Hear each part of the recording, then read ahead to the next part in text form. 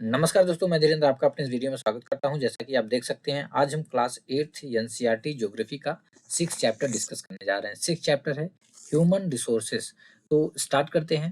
People are nation's greatest resource. तो दोस्तों, जो लोग हैं वे एक नेशन के ग्रेटेस्ट रिसोर्स हैं। एक नेशन के क्या है? ग्रेटेस्ट रिसोर्स है। यानी कि कोई एक कंट्री है, कोई एक नेशन है। इस नेशन के जो लोग हैं, इस नेशन की जो पॉपुलेशन है या इस नेशन के जो सिटीजन है यानी कि जो नागरिक है, वे नागरिक इस नेशन के ग्रेटेस्ट रिसोर्स है। यानी कि इस नेशन के क्या है? ग्रेटेस्ट रिसोर्स है। यानी कि ये कोई एक कंट्री है यक्स, ठीक है, कोई एक नेशन है यक्स। इस नेशन के जो नागरिक हैं वे इस एक्स कंट्री के ग्रेटेस्ट रिसोर्स है, ना कि दूसरी कंट्री के। ठीक है। Nature's bounty become significant only when people find it useful. तो दोस्तों, बॉन्टी का मतलब देन, जो भी नेचर्स बॉन्टी यानी कि नेचर ने जो भी दिया है, प्रकृति ने जो भी दिया है। तो दोस्तों, नेचर ने जो भी दिया है वह तभी सिग्निफिकेंट होता है जब लोगों के लिए वह यूजफुल होता है। It is people with their demands and abilities that turn them into resources. तो दोस्तों, जो लोग होते हैं वे अपनी डिमांड और एबिलिटी से उसको रिसोर्स में कन्वर्ट कर देते हैं। Hints human resource is the ultimate resource. इसलिए दोस्तों, जो ह्यूमन रिसोर्स है वो क्या है? अल्टीमेट रिसोर्स है। ठीक है। Healthy, educated and motivated people develop resources as per their requirement. तो दोस्तों, जो हेल्दी लोग होते हैं, एजुकेटेड और मोटिवेटेड लोग होते हैं, वे अपनी रिक्वायरमेंट के हिसाब से रिसोर्सेज को क्या करते हैं? डेवलप करते हैं। Human resources like other resources are not equally distributed over the world. तो दोस्तों, अदर रिसोर्सेज जैसे जो ह्यूमन रिसोर्स होते हैं वे भी all over the world equally distributed नहीं है। यानी कि पूरे वर्ल्ड में हर जगह इक्वली इवनली डिस्ट्रीब्यूटेड नहीं है। They differ in their educational levels, age and sex. तो एजुकेशनल लेवल के हिसाब से, एज के हिसाब से, सेक्स के हिसाब से वे डिफर करते हैं। Their numbers and characteristic also keep changing. और जो उनका नंबर है, जो उनकी संख्या है, और जो उनका कैरेक्टरिस्टिक यानी जो कि उनकी विशेषताएं हैं वे भी चेंज होती रहती हैं। Distribution of population. अब देखते हैं distribution of population. The way in which people are spread across the earth surface is known as the pattern of population distribution। तो दोस्तों, जिस वे में लोग across the earth surface spread हैं या across the earth surface फैले हुए हैं, उसको क्या बोला जाता है? उसको the pattern of population distribution बोला जाता है। यानी कि ये अर्थ हो गई। इस अर्थ पे जिस वे में लोग जो है कि इस अर्थ में फैले हुए हैं, इस all over the earth surface फैले हुए हैं, उस वे को क्या बोला जाता है? The pattern of population distribution. More than 90% of the world's population live in about 30% of the land surface। तो दोस्तों, एक बात और जान लो कि जो लैंड है वो कितना है? 1/4। 1/4 लैंड है, 3/4 क्या है? पानी है। तो 1/4 जो लैंड है दोस्तों, इसमें 1/4 में केवल 30% एरिया पे, केवल 30% ऑफ द लैंड पे जो वर्ल्ड की पॉपुलेशन, 100% जो पॉपुलेशन है उसमें से 90% से ज्यादा लोग, कितना?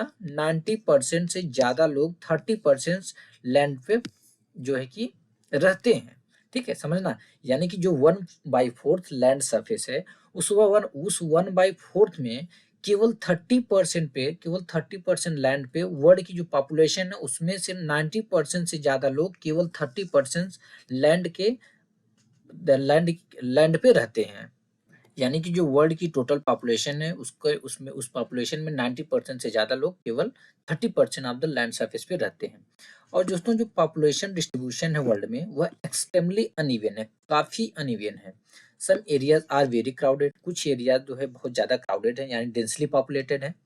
सम आर स्पार्सली पॉपुलेटेड। कुछ जो है कि इक्का दुक्का बचे हुए हैं। द क्राउडेड एरिया जो है वे है south and south east Asia, Europe और नॉर्थ ईस्टर्न नॉर्थ अमेरिका। तो क्राउडेड एरिया कौन है? यानी कि डेंसली पॉपुलेट, जहाँ पे ज्यादा लोग, ज्यादा पॉपुलेशन है, वो है south east Asia, south Asia, Europe और नॉर्थ ईस्टर्न नॉर्थ अमेरिका, यानी नॉर्थ अमेरिका का जो नॉर्थ ईस्टर्न पार्ट है। ठीक है। वेरी फ्यू पीपल लाइव इन हाई लेटीट्यूड एरिया। तो दोस्तों, जो हाई लेटीट्यूड एरियाज हैं वहाँ पे बहुत ही कम लोग रहते हैं। ट्रॉपिकल डिजर्ट्स जो हैं वहाँ पे भी बहुत कम लोग रहते हैं। हाई माउंटेन्स जो रीजन है वहाँ पे भी बहुत कम रहते हैं। और जो इक्वेटोरियल फॉरेस्ट का ये फॉरेस्ट वाला एरिया है वहाँ पे भी बहुत ही कम लोग रहते हैं। Many more people live north of the equator than south of the equator. तो दोस्तों, अगर ये इक्वेटर है, ठीक है, ये अर्थ है। अब ये 0 डिग्री से क्या जाता है? इक्वेटर जाता है। तो इक्वेटर के नॉर्थ एरिया में बहुत ज़्यादा लोग रहते हैं और इक्वेटर के साउथ एरिया में कम लोग रहते हैं। यानी कि जितना अगर कंपेयर किया जाए कि इक्वेटर के नॉर्थ वाले एरिया में ज़्यादा लोग रहते हैं कि साउथ वाले एरिया में ज़्यादा लोग रहते हैं, तो इक्वेटर के नॉर्थ वाले एरिया में ज़्यादा लोग रहते हैं कंपेरिजन देन इक्वेटर के साउथ वाले एरिया में। Almost 3/4 of the world's people live in 2 continent, Asia and Africa. तो दोस्तों almost 3/4 of the world people, यानी वर्ल्ड की जो पॉपुलेशन है उसमें से 3/4 लोग कहाँ पे रहते हैं? 3/4 लोग रहते हैं एशिया और अफ्रीका कॉन्टिनेंट में। यानी केवल 2 कॉन्टिनेंट में वर्ल्ड के 3/4 लोग रहते हैं, एशिया और अफ्रीका में। 60% of the world's people stay in just 10 countries. और जो ऑल ओवर द वर्ल्ड जो पॉपुलेशन है दोस्तों, ऑल ओवर द वर्ल्ड जो पॉपुलेशन है 100%, उसमें से 60% लोग, कितने? 60% लोग केवल 10 देशों में रहते हैं, 10 कंट्रीज में रहते हैं। कितनी कंट्रीज में? केवल 10 कंट्रीज में रहते हैं। अभी देखते हैं कौन कौन सी। All of them have more than 100 million population. तो दोस्तों जो 10 कंट्रीज हैं उनमें से हर कंट्रीज की जो पॉपुलेशन है वो 100 मिलियन से ज्यादा है। ठीक है, यानी कि जो 10 कंट्रीज है उसमें हर कंट्री की जो पॉपुलेशन है वह कितने से ज्यादा है? 100 मिलियन से भी ज्यादा लोग वहां पे रहते हैं। जैसे यहाँ पे देख सकते हैं फिगर 6.1 में कि वर्ल्ड पॉपुलेशन बाय कंटिनेंट। अगर वर्ल्ड की पॉपुलेशन बाय कंटिनेंट देखेंगे तो एक कलरफुल जो दिखाया गया है ये है of every 100 people in the world. तो एशिया में रहने वाले कितने लोग हैं? ये सारे लोग जो हैं ये एशिया में रहने वाले लोग हैं। ठीक है, ये सारे लोग एशिया में रहने वाले लोग हैं। और ये लोग, ये जो हैं ये यूरोप में रहने वाले लोग हैं और ये लोग अफ्रीका में रहने वाले लोग हैं। ठीक है, और रेड में जो है ये जो है कि नदर्न अमेरिका में रहने वाले लोग हैं और जो ब्लू में है ये सेंट्रल और साउथ अमेरिका में रहने वाले लोग हैं। और इधर जो ग्रीन में है ये ओशियाना, यानी कि ऑस्ट्रेलिया, न्यूजीलैंड और पैसिफिक आइलैंड जो है वहां पे रहने वाले लोग हैं। सिर्फ पॉपुलेशन, यहाँ पे पॉपुलेशन दिखाया गया, पॉपुलेशन इन मिलियन, कितना मिलियन पॉपुलेशन। जैसे चाइना नंबर 1 पे था, अभी इंडिया जो है कि अपना देश जो है नंबर 1 पे है पॉपुलेशन में। तो पहले इंडिया है, फिर चाइना है, फिर यूएसए, 4th पे इंडोनेशिया, 5th पे है ब्राजील, 6th पे है पाकिस्तान, 7th पे है बांग्लादेश, 8th पे है नाइजीरिया, 9th पे है रशियन फेडरेशन और 10th पे है जापान। तो दोस्तों इन 10 कंट्रीज का हम लोकेशन देख लेते हैं। नंबर 1 पे हमारा देश इंडिया है जिसका लोकेशन आपको पता ही होगा। नंबर 2 पे है चाइना पॉपुलेशन में, और नंबर 3 पे है यूएसए, और नंबर 4 पे है इंडोनेशिया, नंबर 5 पे है ब्राजील जो कि साउथ अमेरिका में है, और नंबर 6 पे हमारा पड़ोसी मुल्क पाकिस्तान जो कि एज लाइक यूजुअल पॉपुलेशन में भी हमसे पीछे ही है, और नंबर 7 पे है बांग्लादेश, और नंबर 8 पे है नाइजीरिया जो कि अफ्रीका में है, वेस्ट अफ्रीका में। ठीक है, और नंबर 9 पे आता है रशियन फेडरेशन, और नंबर 10 पे आता है जापान। डेंसिटी ऑफ पॉपुलेशन या पॉपुलेशन डेंसिटी, हिंदी में इसको बोलते हैं दोस्तों जनसंख्या घनत्व। पॉपुलेशन का मतलब होता है जनसंख्या, डेंसिटी का मतलब होता है घनत्व।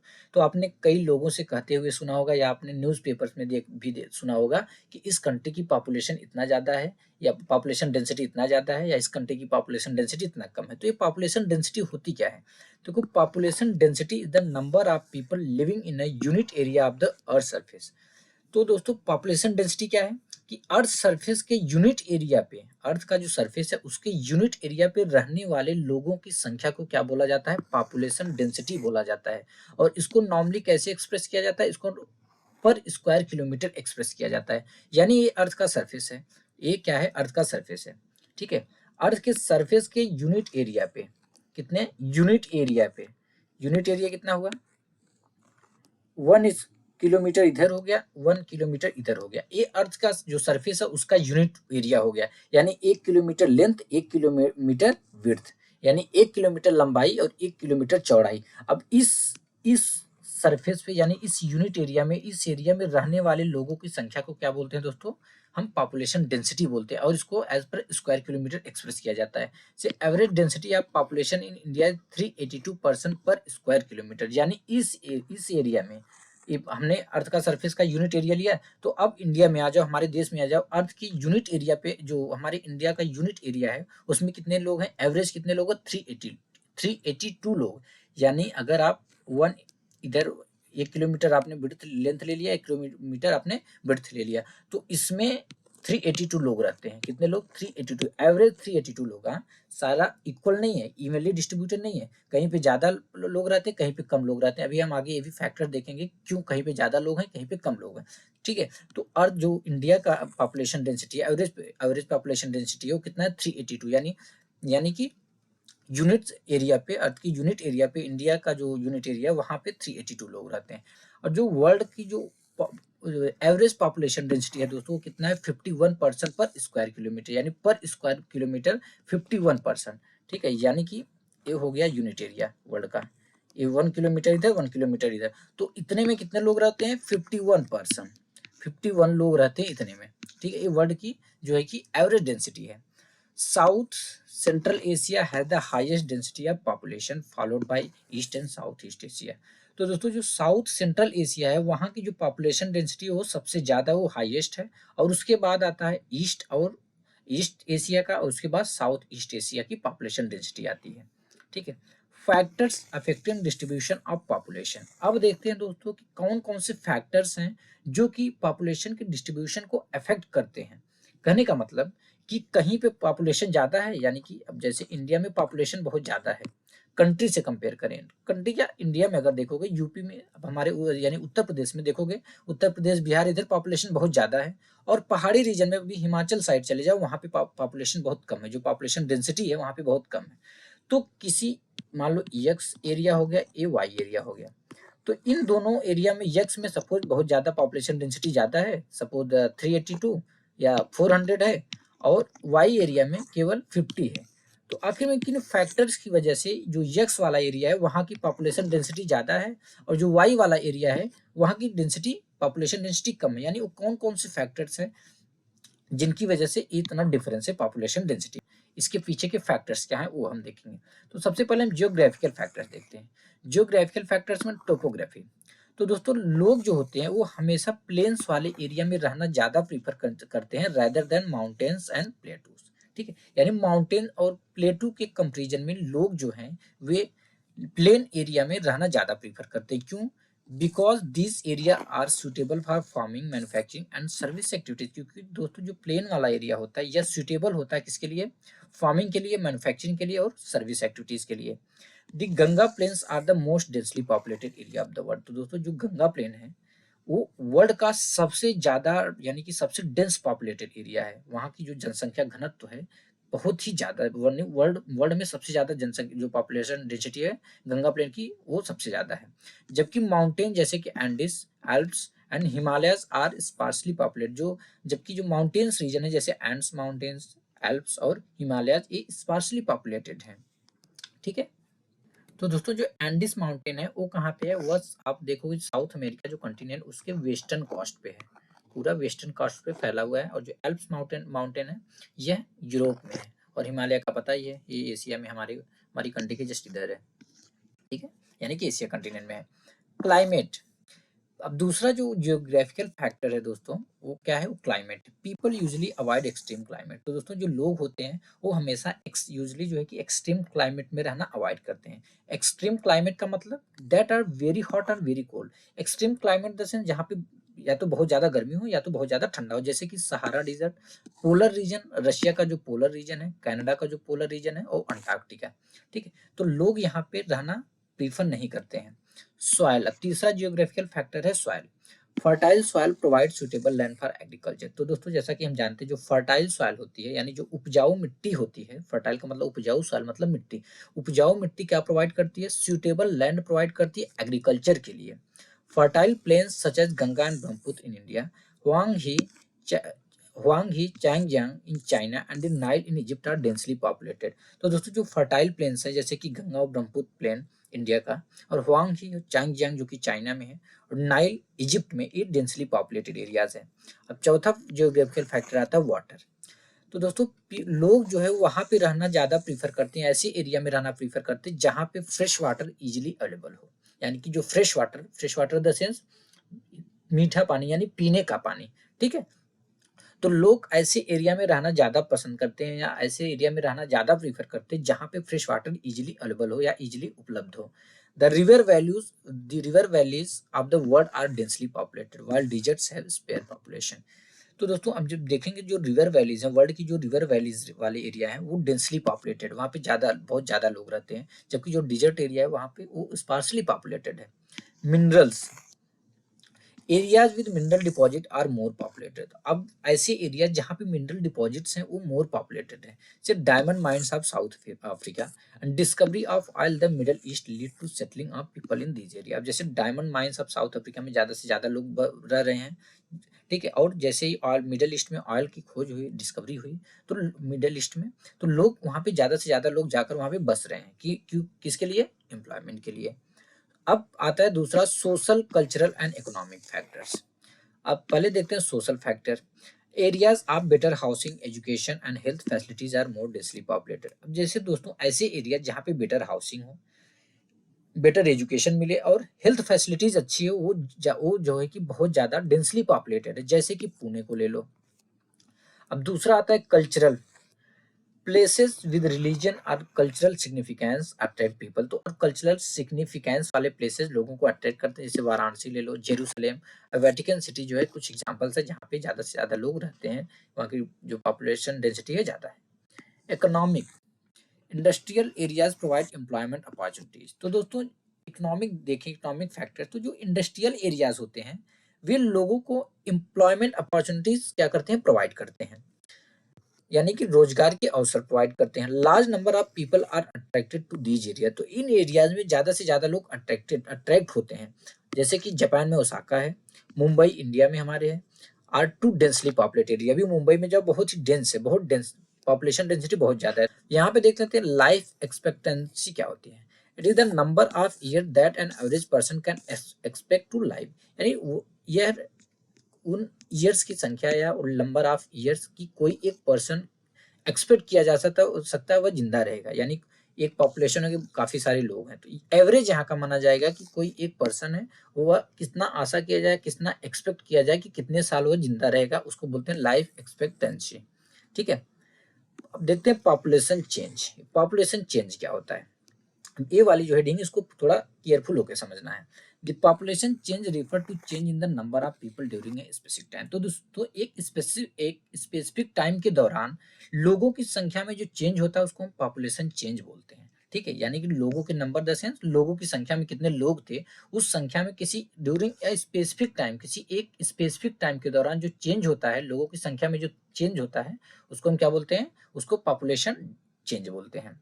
The world population has not been stable. जैसा कि हम जानते हैं दोस्तों कि जो वर्ल्ड की पॉपुलेशन है वह स्टेबल नहीं रही है। It has increase manifold as seen the figure 6.3। तो जैसा कि फिगर 6.3 में हम देख सकते हैं यह कई गुना बढ़ गई है। जैसे देखो 1500 में कितना थी, 425 मिलियन, और 1999 में कितना हो गई, 6000 मिलियन, और 2025 में हो गई 8525 मिलियन।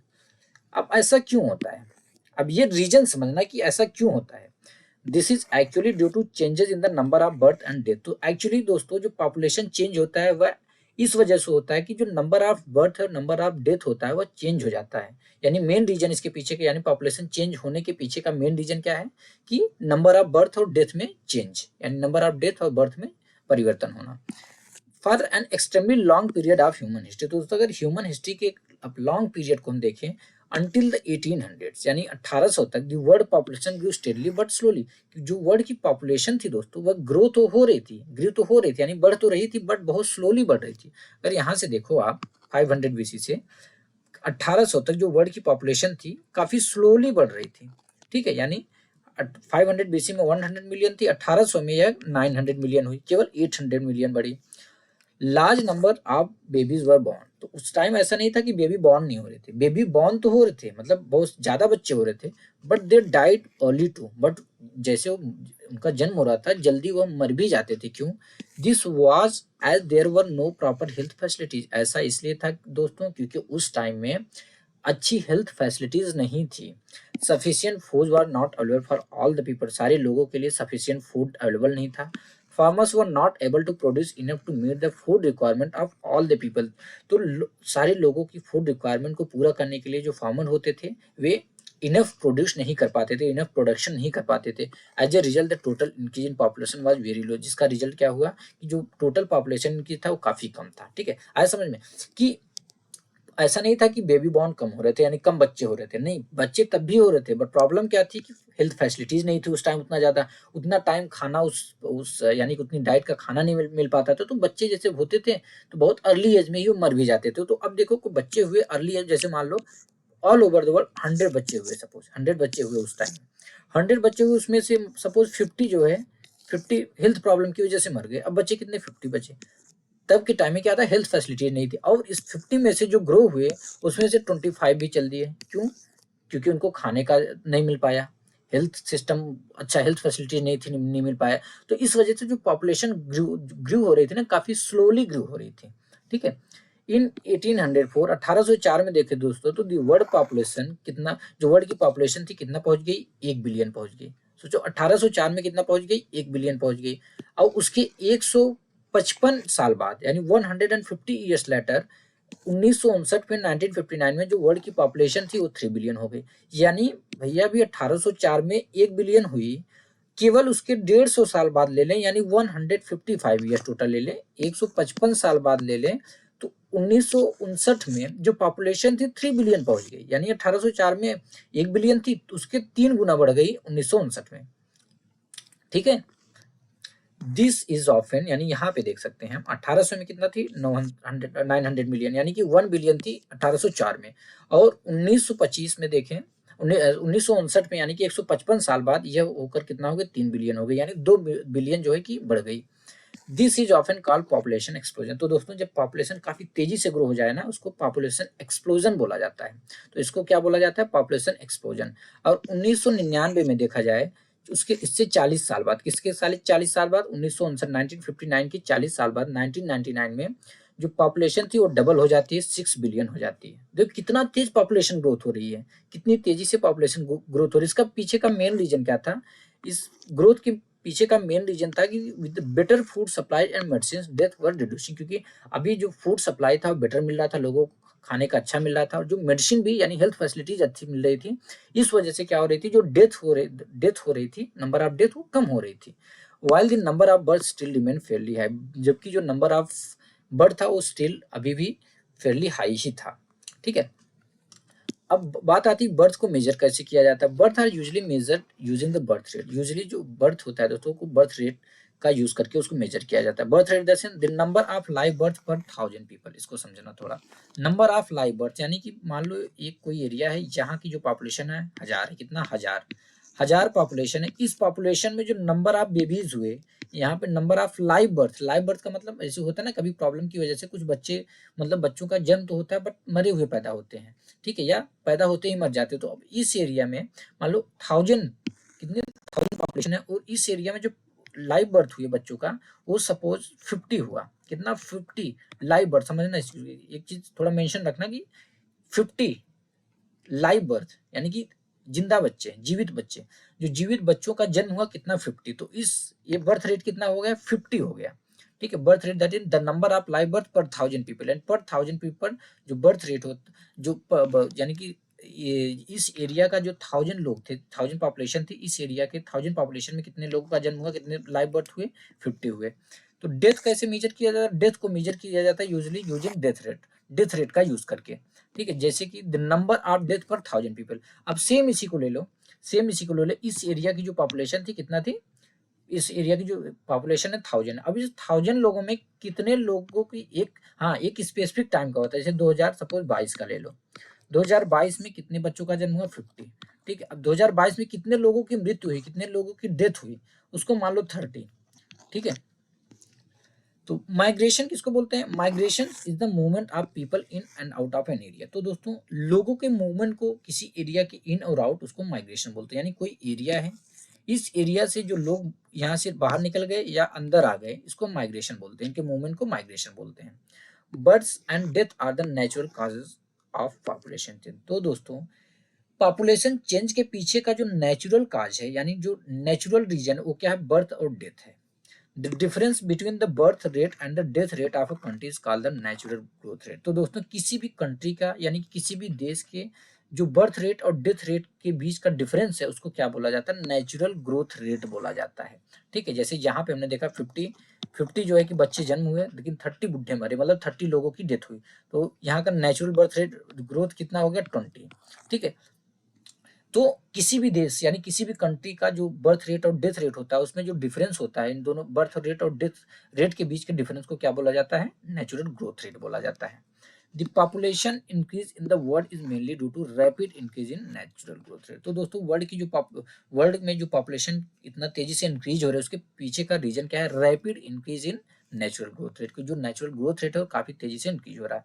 जैसे यहाँ पे देख सकते हैं हम, समझना यहाँ पे birth rate more than death rate population इनकी, तो जो बर्थ रेट जब ज्यादा हो जाता है दोस्तों, जैसे अभी हमने देखा बर्थ रेट कि 50 बच्चों का जन्म हुआ, लाइव बर्थ हुआ, और 30 लोगों की एक ईयर में, एक साल में डेथ हुई, तो 20 यहाँ का जो natural birth rate growth rate हुआ कितना, 20, यानी कि 20 लोग ज्यादा हुए। तो अब यहाँ पे जब 20 लोग ज्यादा हुए तो पॉपुलेशन क्या होगी, पॉपुलेशन भागेगी यानी पॉपुलेशन बढ़ेगी।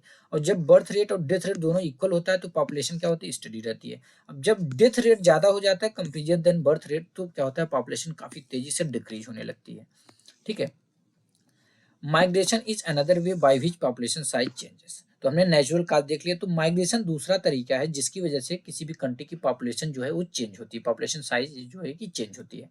People may move within a country or between country. देखो जो लोग हैं वो एक कंट्री के अंदर या कंट्री बिटवीन द कंट्री वे मूव कर सकते हैं। ठीक है, immigrants are people who leave a country. Immigrants किसको बोलते हैं, ऐसे लोग जो कि एक कंट्री को छोड़ देते हैं।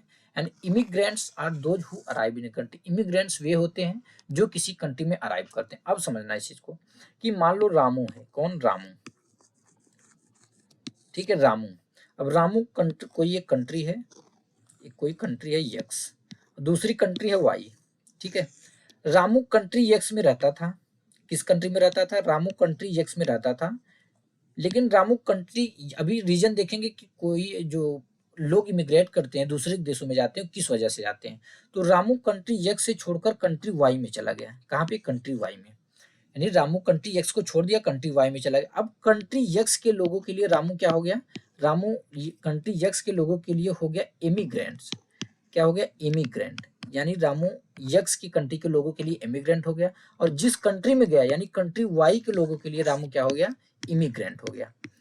ठीक है, यानी अब जैसे मान लो कि बांग्लादेश ले लो, बांग्लादेश से आपने सुना होगा बहुत सारे इमिग्रेंट्स हमारी कंट्रीज में आए, तो मान लो बांग्लादेश हो गया, इधर इंडिया हो गई। मान लो बांग्लादेश में, जैसे मान लो हुसैन, हुसैन कहाँ पे रहता था, बांग्लादेश में रहता था। हुसैन बांग्लादेश को छोड़कर चला गया, आ गया इंडिया में, तो अब बांग्लादेश के लोगों के लिए, अब बांग्लादेश जो कंट्री है उसके लिए हुसैन क्या हो गया, इमिग्रेंट हो गया, इमिग्रेंट हो गया।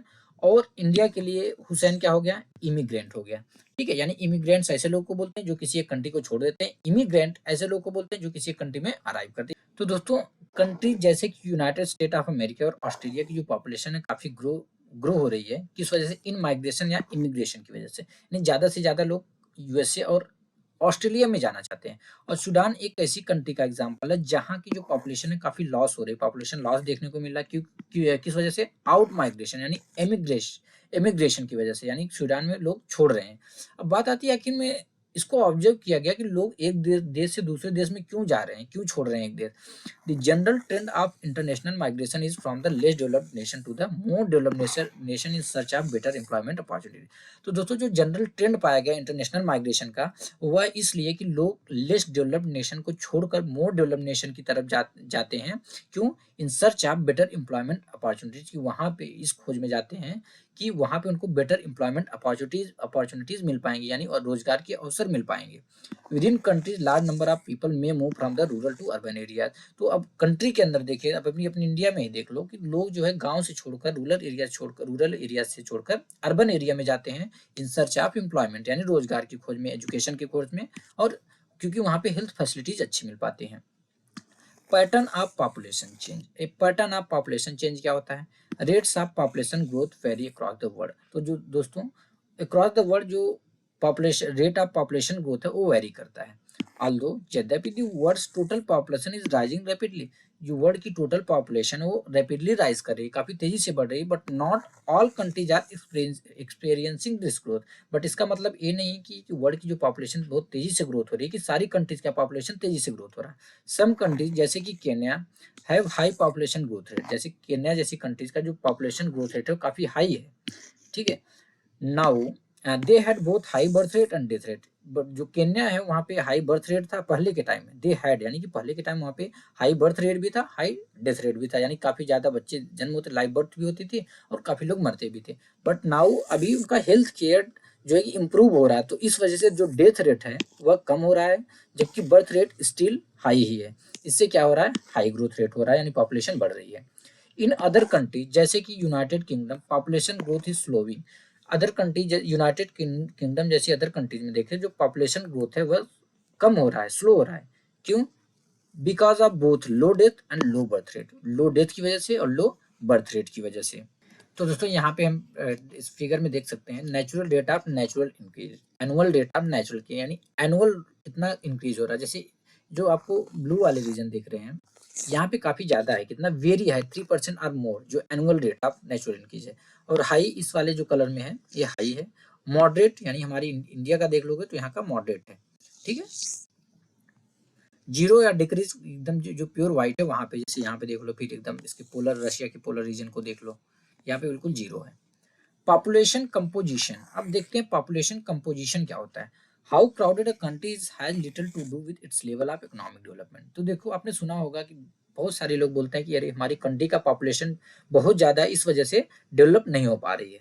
देखो जो सीधा सा फंडा है, जो क्लियर बात है, जो और सही बात है, वो ये है कि कोई कंट्री कितना ज्यादा क्राउडेड है, यानी कि कोई किसी कंट्री का पॉपुलेशन कितना ज्यादा है, यह बिल्कुल मैटर नहीं करता उस कंट्री के इकोनॉमिक डेवलपमेंट के लेवल से, यानी इकोनॉमिक डेवलपमेंट से।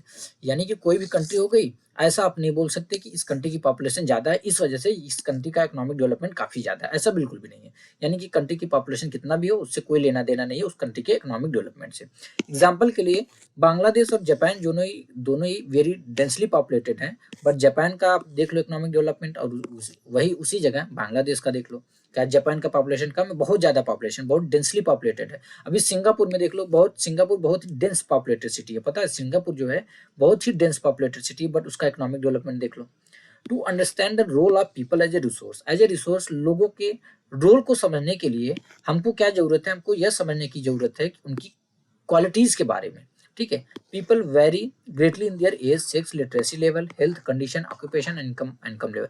देखो लोग वेरी करते हैं अपनी उनकी एज में देख लें, उनकी एज डिफरेंट होती है, सेक्स में, literacy level, health condition, occupation और इनकम लेवल।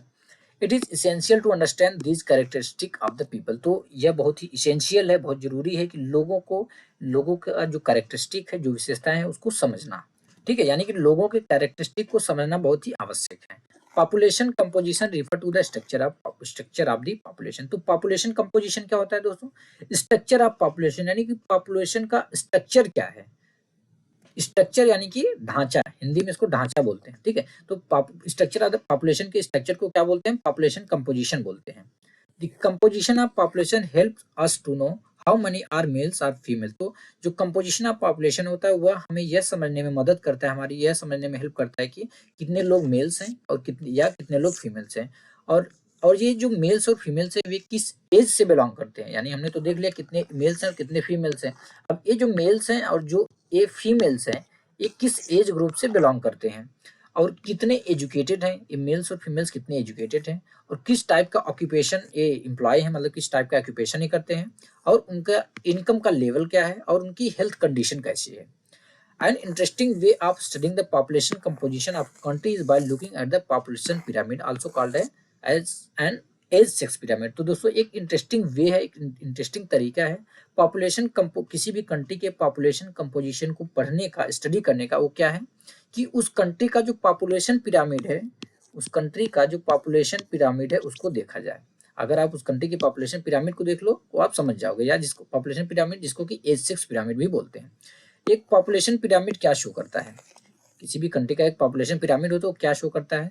वह शो करता है total population divided into various as group. जो टोटल पॉपुलेशन है वो वेरियस एज ग्रुप में डिवाइड होती है। जैसे 5 से 9 साल, 10 से 14 साल। यहाँ पे देखो 0 से 5, 5 से 9, 10 से 14 ये एज ग्रुप है। यानी जो पॉपुलेशन पिरामिड शो करता है कि टोटल पॉपुलेशन एक कंट्री की टोटल पॉपुलेशन को शो करता है, और किस ये जो टोटल पॉपुलेशन है किस एज से बिलोंग करते हैं। यानी 0 से 4 साल के लोग कितने हैं, 5 से 9 साल के लोग, 10 से 14 साल के लोग, 15 से 19 साल के लोग कितने हैं, ये पूरा शो करता है। The percentage of the total population, यानी टोटल पॉपुलेशन का परसेंटेज सब divided into mails and females in each those group. यानी टोटल पॉपुलेशन का परसेंटेज कितना है, यानी 5 से 9 साल कितने लोग हैं, और 10 से 14 साल कितने लोग हैं, कितना परसेंट लोग हैं, और यह सब डिवाइडेड होते हैं मेल्स और फीमेल्स में। जैसे यहाँ पे देख सकते हैं इधर मेल्स हैं और इधर फीमेल्स हैं, ठीक है। The shape of the population pyramid tell the story of people living in that particular country. तो दोस्तों जो पॉपुलेशन पिरामिड का शेप है वह हमको क्या बताता है, वह हमको यह बताता है कि उस कंट्री के जो पर्टिकुलर कंट्री के जो लोग हैं उनकी स्टोरी क्या है, ठीक है। यानी कि अब किसी भी कंट्री, मान लो इंडिया का, ठीक है, इंडिया का आपने पॉपुलेशन पिरामिड देखा, तो वह इंडिया का जो पॉपुलेशन पिरामिड है हमें इंडिया में रहने वाले लोगों की स्टोरी बताता है, ठीक है। जैसे ये पॉपुलेशन पिरामिड है, मान लो सपोज फॉर एग्जांपल एक केन्या का है, कि केन्या का पॉपुलेशन पिरामिड है, तो यह हमको यह बताता है, यह जो पॉपुलेशन पिरामिड है हमको यह बताता है कि केन्या में रहने वाले लोगों की स्टोरी क्या है। द नंबर्स ऑफ चिल्ड्रन, यानी 15 साल से कम एज के जो बच्चे होते हैं उनको बॉटम पे दिखाया जाता है, और reflect the level of birth, और ये लेवल ऑफ बर्थ को रिफ्लेक्ट करता दिखाता है। The size of the top, जो टॉप साइज होता है वह क्या शो करता है, नंबर ऑफ एज पीपल, यानी 65 से जो एबो होते हैं वो उनकी संख्या दिखाता है, और यह रिफ्लेक्ट करता है नंबर ऑफ डेथ कितनी है वहाँ की। The population pyramid also tells us how many dependent there are in a country. Population pyramid हमको क्या दिखाता है, हमको यह भी दिखाता है उस कंट्री में कितने डिपेंडेंट हैं, कितने डिपेंडेंट लोग हैं, ठीक है। यानी कि जैसे अभी हमने देखा कि जो बॉटम है, बॉटम क्या दिखाता है कि 10 से 15 साल, 10 से 14 साल, यानी 15 साल से कम की एज में कितने बच्चे हैं, और हमको यह बर्थ रेट दिखाता है, बर्थ रेट जो है शो करता है। और जो टॉप साइज है यानी 65 के ऊपर यहाँ से देखें, ये हमको दिखाता है नंबर ऑफ डेथ, यानी कितने लोग मर रहे हैं, ठीक है, या एज ग्रुप के कितने लोग हैं। जो पॉपुलेशन पिरामिड है हमको और क्या बताती है, हमको यह बताती है कि इस कंट्री में कितने डिपेंडेंट्स हैं। तो दो ग्रुप डिपेंडेंट्स होते हैं, एक तो यंग डिपेंडेंट जो कि 15 साल से कम एज में बच्चे रहते हैं, और दूसरे एल्डरली डिपेंडेंट जो कि 65 से अबव एज के रहते हैं। Those of the working age are the economically active, जो वर्किंग एज के होते हैं इकोनॉमिकली एक्टिव होते हैं। The population pyramid of a country in which birth and death rates both are high is broad at the base and rapidly narrow toward the top। तो दोस्तों इसका मतलब यानी कि कोई एक कंट्री है, यानी कोई भी ऐसी कंट्री जहाँ का बर्थ रेट और डेथ रेट दोनों हाई होता है, वह उस कंट्री का जो पॉपुलेशन पिरामिड होता है वो ब्रॉडर होता है, यानी बहुत ब्रॉड होता है। कहाँ पे, बेस पे, यानी बेस पे ब्रॉड होता है, और वो जैसे ही टॉप पे जाता है क्या होता है, नैरोवर होता चला जाता है, पतला होता चला जाता है। ऐसा क्यों होता है, दिस इज बिकॉज ऑल्दो, इसका मतलब कि मैनी चिल्ड्रन आर बोर्न, बहुत सारे बच्चों का जन्म होता है, large percentage of them die in their infancy, बहुत सारे बच्चे ऐसे होते हैं जो अपनी इन्फेंसी में ही यानी कम एज में ही उनकी डेथ हो जाती है। रिलेटिवली फ्यू बिकम्स एडल्ट्स, और उसमें काफी कम लोग एडल्ट हो पाते हैं, और केवल कुछ लोग उसमें ओल्ड हो पाते हैं। This situation is typified by the pyramid shown for Kenya. तो यह सिचुएशन यहाँ पे दर्शाया गया, दिखाया गया है सोनिया के पिरामिड से, केन्या के पिरामिड से, ठीक है। से केन्या का पिरामिड है, देखो जहाँ का या जो केन्या वहाँ पर बर्थ रेट भी हाई है, ठीक है, बर्थ रेट भी आई है और डेथ रेट भी आई है। तो वहाँ पे बर्थ रेट यहाँ पे दिखाया, काफी बच्चों का जन्म हो रहा है, और काफी बच्चे यहाँ पे देखोगे इन्फेंसी, यानी यहाँ से देखोगे 18 ईयर्स के अंदर में ही काफी लोग मर जा रहे हैं। यहाँ पे देखो इसका बेस देखो, यहाँ पे काफी ब्रॉडर है, धीरे धीरे ब्रॉडर होता, ये नैरोवर होता चला जा रहा है। यहाँ पे देखो नैरोवर होता चला जा रहा है, यानी काफी बच्चे अपने इन्फेंसी में ही मर जाते हैं। कुछ लोग एडल्ट हो पाते हैं और कुछ लोग जो है ओल्ड एज पे जा पाते हैं, ठीक है। In countries where death rates especially among the very young are decreasing, कुछ कंट्री जहाँ पे जो डेथ रेट है वो क्या हो रही है, डिक्रीज हो रही है। The pyramid is broad in the younger age group, जो पिरामिड होता है वह यंगर एज ग्रुप में क्या होता है, ब्रॉडर होता है, चौड़ा होता है, ठीक है, यानी बड़ा होता है। Because more infant survive to adult, इसका क्या मतलब कि काफी बच्चे यानी चाइल्डहुड में वो सर्वाइव कर पाए, तभी तो यंग एज में पहुंचे, यानी कि बहुत सारे बच्चे ऐसे जो कि सर्वाइव कर पाए वो एडल्टहुड में पहुंच पाए। ये this can be seen in the pyramid for India, India के पिरामिड में इसको देखा जा सकता है। जैसे यहाँ पे देखो, यहाँ पे आप देखोगे बर्थ रेट कितना है, लगभग ऑलमोस्ट इक्वल है, बर्थ रेट इतना हो रहा है, और यह ये देखो काफ़ी कम जो है कि ये नैरोवर हुआ है कि या इसका मतलब कि जो बर्थ रेट था वो सेम रहा, यानी बच्चे सर्वाइव कर पाए वो यंग एज में, ये यंग एज है पूरा, ठीक है, यंग एज में वो पहुंच पाए। यानी एडल्टहुड में such population contain a relatively large number of young people, ऐसी जो पॉपुलेशन होती है उसमें लार्ज नंबर ऑफ लोग क्या होते हैं, यंग होते हैं, and which means a strong and expanding labour force, इसका मतलब होता है मीन स्ट्रॉन्ग और एक्सपैंडिंग लेबर फोर्स है। इन कंट्रीज यानी जापान जैसी कंट्रीज में low birth rates make the pyramid narrower, ऐसी कंट्रीज जहाँ पे जो बर्थ रेट होता है कम होता है, वहाँ का जो पिरामिड होता है, पॉपुलेशन पिरामिड, वो नैरोअर होता है, कहाँ पे, बेस में। Decrease death rates allow number of people to reach old age, decrease death rate की वजह से, यानी कम लोगों की मौत हो पाती, कम लोग मरते हैं वहाँ पे, उससे क्या होता है, all allow number of people to reach old age, कि जो लोग हैं वो ज़्यादा से ज़्यादा लोग ओल्ड एज में पहुँच पाते हैं, ठीक है। से यहाँ पे देखो ब्रोडर है, यहाँ पे देखोगे अगर मतलब 18 ईयर्स से ऊपर, यहाँ पे देखो 15 साल से लेकर 69 70 तक काफ़ी ब्रोडर है। Skilled spirited and hopeful young people endowed with a positive outlook are the future of any nation. तो दोस्तों जो स्किल स्पिरिटेड और होपफुल यंग लोग होते हैं वे किसी भी कंट्री के फ्यूचर होते हैं। We in India are fortunate to have such a resource, हम यानी हमारे इंडिया के लोग या हम इतने फॉर्चुनेट, हम भाग्यशाली हैं कि इस प्रकार का रिसोर्स हमारे यहाँ है। दे मस्ट बी एजुकेटेड, उनको एजुकेशन देना चाहिए, and provided skills and opportunity to become able and productive, और उनको स्किल प्रोवाइड की जानी चाहिए, उनको अपॉर्चुनिटीज प्रोवाइड की जानी चाहिए, किस लिए, to become able and product, उनको एबल और प्रोडक्टिव बनाने के लिए, यानी उनको कुशल और प्रोडक्टिव बनाने के लिए, ठीक है। तो फाइनली दोस्तों हमने यह चैप्टर कंप्लीट कर लिया, उस चैप्टर के साथ साथ हमने क्लास 8 ज्योग्राफी की सारी जो बुक थी पूरा कंप्लीट कर लिया, और आशा करता हूँ कि आपको भी यह चैप्टर समझ में आ गया होगा और यह बुक पूरी समझ में आ गई होगी। तो मिलते हैं नेक्स्ट वीडियो में।